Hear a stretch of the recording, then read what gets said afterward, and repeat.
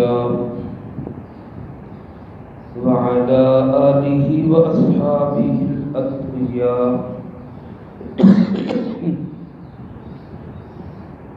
أما بعد فأعوذ بالله من الشيطان الرجيم بسم الله الرحمن الرحيم ولما جاءهم كتاب من عند الله مصدق لما معهم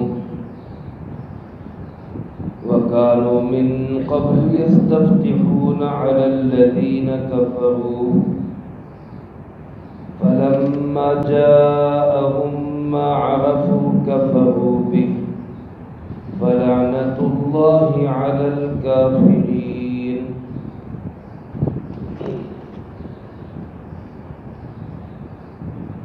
ولما جاءهم کتاب، اور جب آگے ان کے پاس ایک عظیم الشان کتاب من عند اللہ، اللہ رب العالمین کی جانب سے، مصدق لما معهم، جو تصدیق کرنے والی ہے اس کی بھی جو ان کے پاس ہے، وَكَانُوا مِن قَبْلُ، اور یہ لوگ اس سے پہلے يَسْتَفْتِحُونَ عَلَى الَّذِينَ كَفَرُوا، کافروں پر فتح طلب کیا کرتے تھے، فَلَمَّا جَاءَهُمْ، پر جب آگے ان کے پاس، مَا عَرَفُوا، وہ رسول جن کو یہ پہچانتے ہیں، کفروا بہ، تو انہوں نے ان کا انکار کیا، فلعنت اللہ علی الکافرین، بس اللہ کی لعنت ہو کفر کرنے والوں پر۔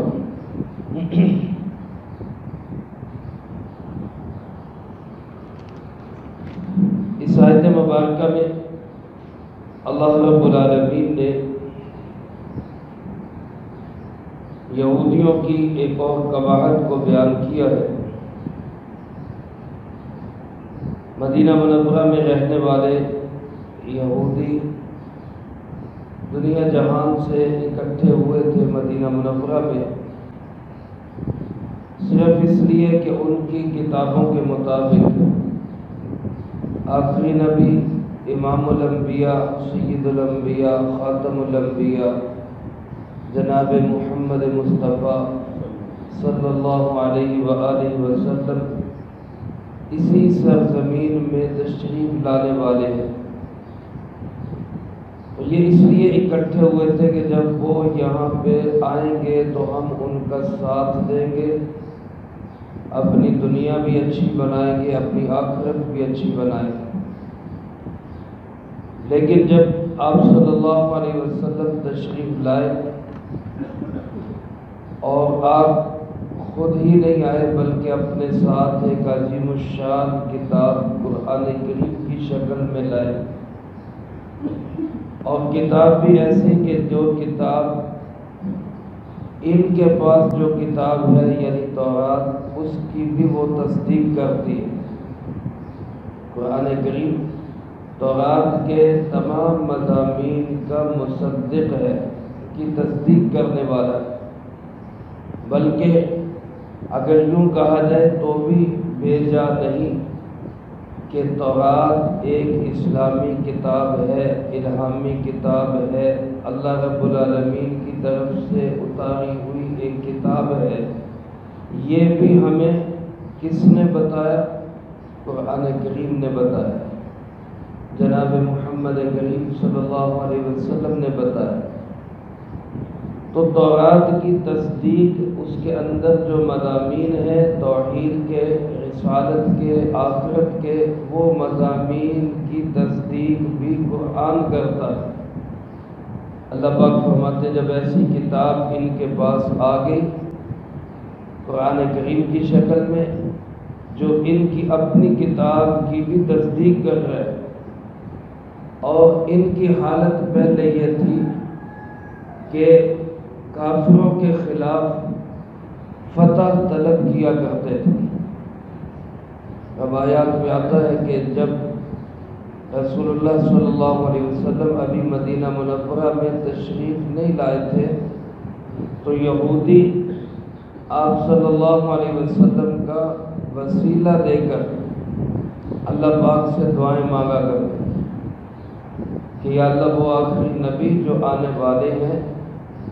اور جن کے متعلق تورات میں یہ نشانیاں موجود ہیں، اس نبی کا واسطہ ہمیں اپنے دشمنوں کے خلاف فتح نصیب فرما، یہ دعائیں کیا کرتے تھے۔ یعنی یہ جانتے تھے کہ اللہ کے محبوب صلی اللہ علیہ وسلم برحق نبی، اس لیے تو ان کا وسیلہ دیا کرتے تھے۔